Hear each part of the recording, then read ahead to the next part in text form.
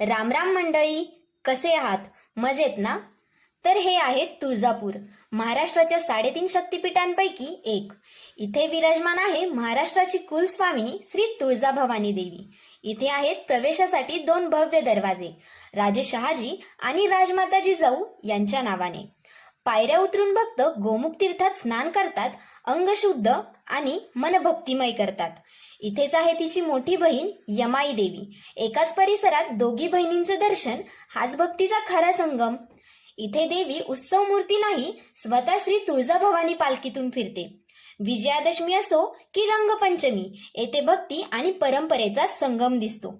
हीच आहे तुळजापूरची भवानी माता, शक्ती, श्रद्धा आणि छत्रपतींची प्रेरणा. जय भवानी, जय शिवराय. तुम्ही कधी घेतले देवीचं दर्शन? हे कमेंट करायला विसरू नका.